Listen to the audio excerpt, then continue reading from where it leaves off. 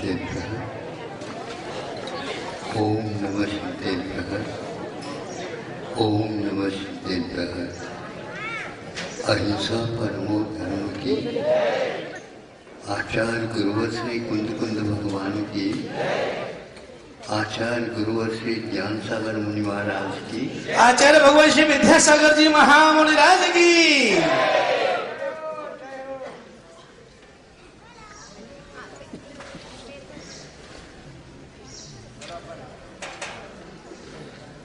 आप लोगों को ज्ञात है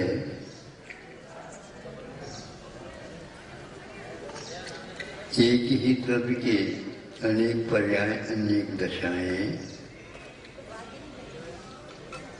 सब में उस सामान्य द्रव्य का आभास होता है, होकर के भी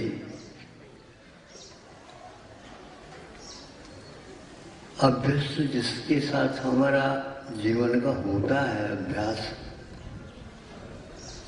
तो वह लक्षण उस समय भूल जाता है तो उसका सही स्वरूप है। ऐसा क्यों होता है? ये एक अनंतकालीन संस्कार होने के कारण उसी ओर वह चला जाता है।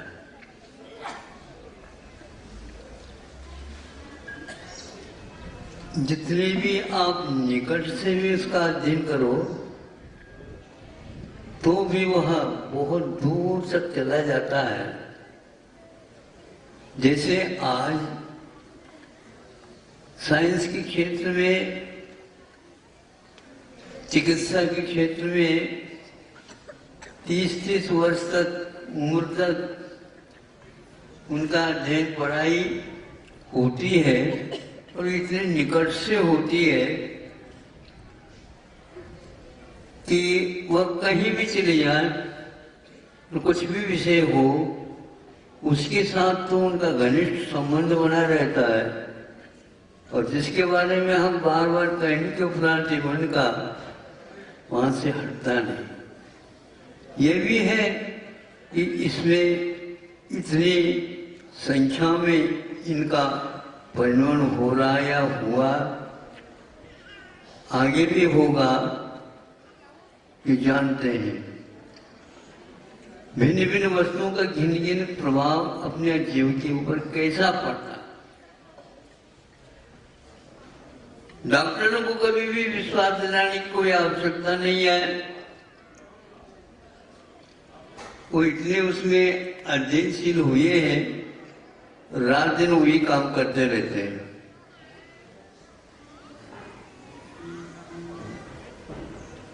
किंतु सुनने में आया था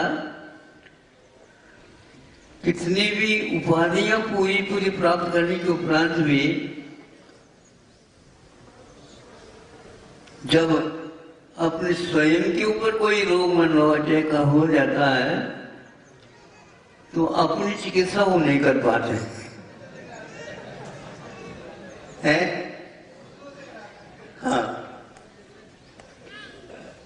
कितने भी हो स्पेशलाइजेशन बोलते हैं, एक कोशिकाओं के बारे में भी अध्ययन कर ले तो वो नहीं कर पाते।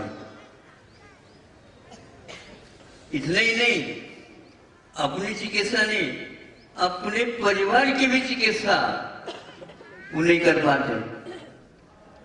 ऐसे व्यक्तियों से दूर रहना चाहिए। कल्याण की बात आई तो इसलिए हम करवाएंगे। ऐसे क्यों होता है? भिन्न भिन्न वस्तुओं का प्रभाव हमारे ऊपर, उपयोग के ऊपर भिन्न भिन्न तरीके से होते रहते हैं।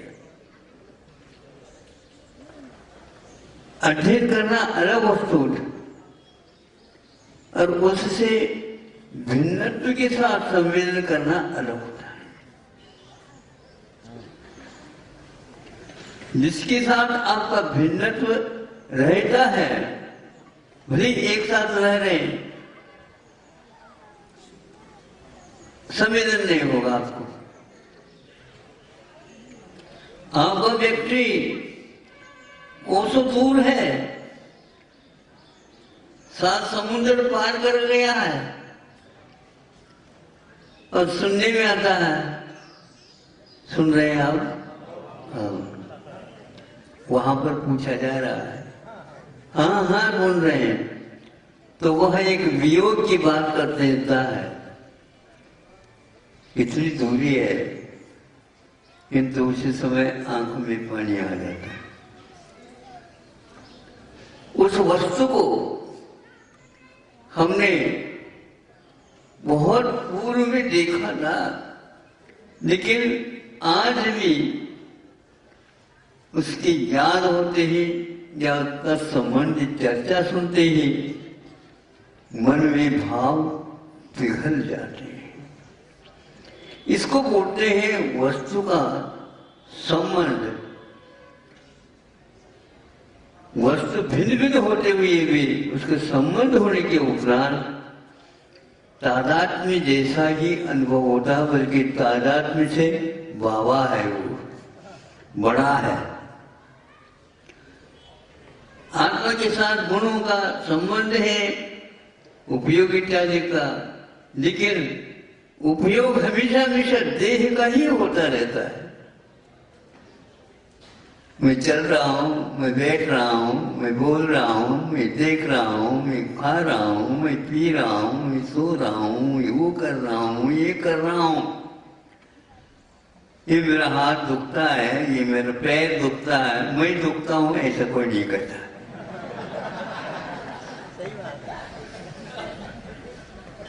ऐसे क्यों है ये? थोड़े से अपनी अपनी दुकानदारी तो चलती रहती है, लेकिन ये मुख्य दुकान है, इसके बारे में अपने को थोड़ा सोचना प्रारंभ कर देना चाहिए। एक बार सोच प्रारंभ हो जाएगा तो आपको लगेगा फिर छोड़ना कोई वस्तु है ही नहीं।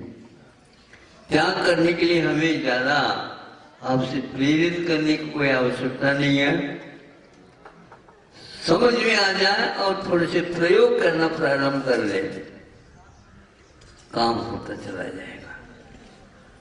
जिस दिशा में हमारा उपयोग, हमारी जो लगाव, रुझान होता रहता है, उसको थोड़ा सा घनिष्ठ बनाया जा सकता है, क्योंकि हमारा उसके साथ संबंध होते हुए भी, घनिष्ठता होते हुए भी, प्रयोजन में हम वस्तु दूसरे को रखते हैं सामने, इसलिए वही आती रहती है। कोई व्यक्ति अपने इष्ट का अभाव होने हो गया, फिर वह उसी क्षण से उसका उसी और उपयोग या इष्टता होने के कारण वह लगभग पागल हो जाता है, लेकिन भीतर से पागल नहीं रहता। उसका विषय मात्र एक ही हो गया, इसलिए वो पागल हो जाता है।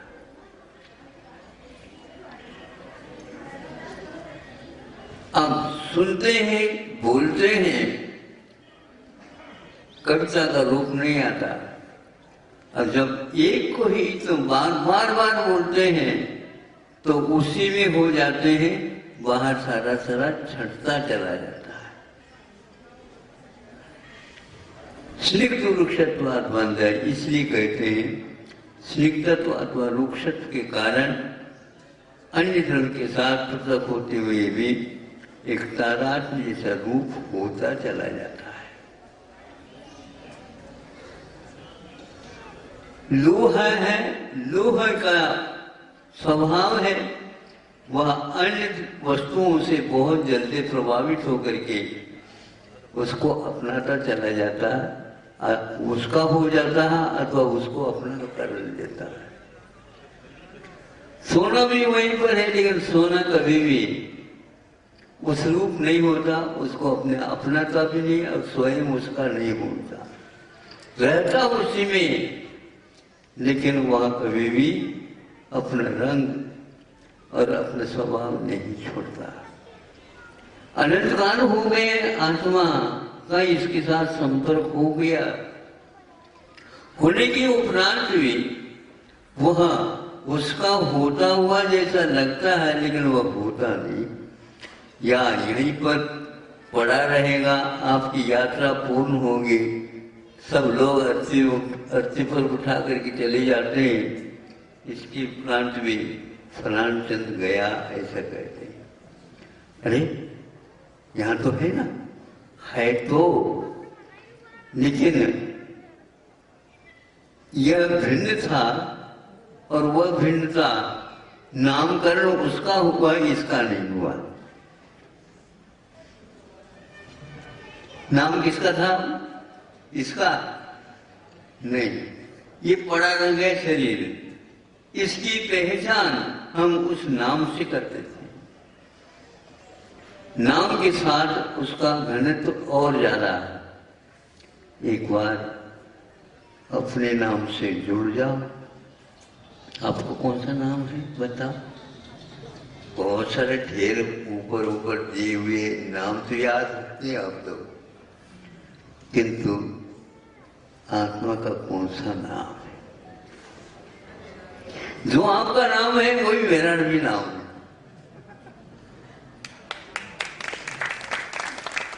कोई भी अंतर नहीं है, मान ले तो बात अलग है। आपको भी आत्मा ही कहा जाता है। सिद्धांत इसको बोलते हैं, अध्यात्म इसको बोलते हैं। नाम से आप दिखते रहते, नाम सुनते ही आपको या तो दुख होता है या सुख होता है या विस्मय होता आदि आदि, किंतु उसी वस्तु को लेकर के होता। आत्मा हम है, आत्मा है, लेकिन उसके बारे में कोई संवेदन करना भी चाहे तो नहीं हो पाता। श्रद्धा के माध्यम से जो कुछ भी हम स्वीकार कर लेते हैं, बात अलग है। हमारे कोई विशेष विद्यालय, विश्वविद्यालय, महाविद्यालय और कोई स्थान विशेष जो हमारे लिए कुछ उसके बारे में बताया है, लेकिन जहाँ पर आप बैठते हैं आंखें बंद कर दो और सारे इंद्रियों को भी एक प्रकार से विश्रांत कर दो, तो भी संवेदन तो आपका भीतर का बना ही रहता है। शरीर छिन्न भिन्न भी हो जाता है तो भी नाड़ी का फड़कन भीतर से संबंध होने के कारण वो चलता रहता है। आपको संवेदन होता है, डॉक्टर वैद्यों को एक प्रकार से नाड़ी का बोध होता है। अब नाड़ी बहुत और भीतर चले जाता है, उसके माध्यम से भी वह ये व्यक्ति विद्यमान है क्या नहीं ये बता देता है। नहीं है तो उसी समय घोषणा कर देता, तुम क्यों बेकारी कार्य कर रहे हो, बैठ।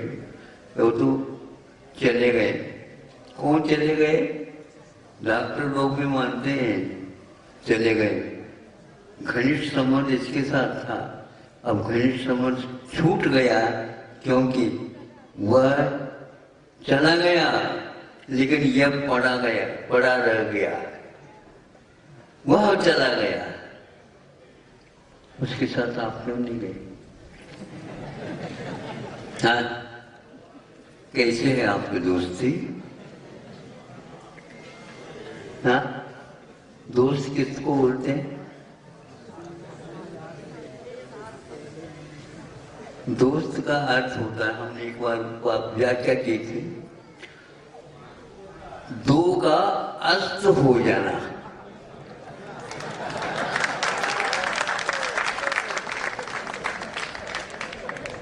दो है ही नहीं, एक रह जा रहा, इसका नाम दोस्ती है। कैसे दोस्ती है हम तुम लोगों की? इसलिए हम किसी से दोस्ती नहीं करते।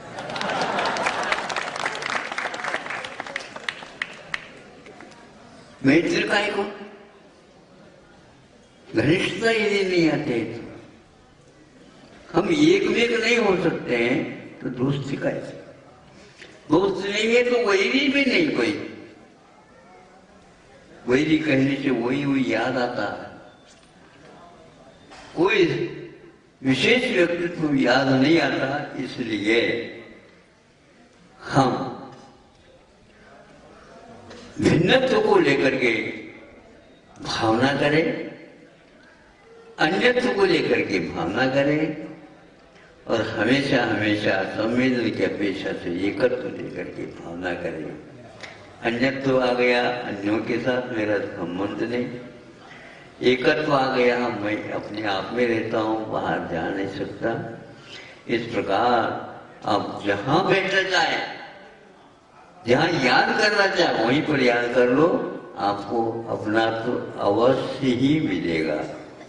अभी अपनत्व अपने साथ स्थापित करना है, इसलिए आप दूसरे के भी अपनत्व को उपयोग की अपेक्षा से, चैतन्य की अपेक्षा से स्वीकार करते जाओ। और ये वैरायटी जिसको बोलते हैं, विविधताएं, इनमें कल्पना करते रहिए। यह एक प्रकार से जल में उठती हुई बुलबुले हैं। बुलबुले दिखते हैं, जल नहीं दिखता। जब फूट जाते हैं बुलबुले तो जल ही दिखता। वो चला गया, कहाँ चला गया, चला गया, फूट गया। ये फूटपाट की बात क्या है? ये इसी को समझना है। अब इसके साथ केवल कुछ समय के लिए संबंध था तो फिर उसमें आंखों में पानी नहीं आएगा। इसी प्रकार औरों के साथ संबंध जुड़ने के बाद भी बात यही आती है कि हमेशा हमेशा हम अन्यत्र और एकत्व की बात जानते रहें, चिंतन करते रहें। तो त्यागी तपस्वी इसकी अधिकता करने से उनको एक में पना उसी के साथ होता चला जाता है और एकत्व और अन्यत्व उनके लिए वरदान सिद्ध हो जाते हैं। आप लोगों के लिए वह अभिशाप सिद्ध होता है। जितने घनिष्ठ आप जिसके साथ रहेंगे उतने ही आपको आर्थ ध्यान, रौद्र ध्यान और अपनत्व से छुटकारा ये होता चला जाता है। और यदि इस लक्षण से हम गुजरते हैं तो कुछ नहीं होता। हाँ, एक संयोग था। संयोग कहने से अपने आप ही बात समझ में आ जाती है। कुछ समय के लिए संबंध था और छूटना तो था ही। तब हर्ष भी नहीं और विषाद भी नहीं। क्या करना है मुख्य मार्ग में? और कुछ फौरा नहीं चलाना है, और कोई लठमार नहीं करना है, और कोई तालीम नहीं करना है, और कुछ नहीं करना।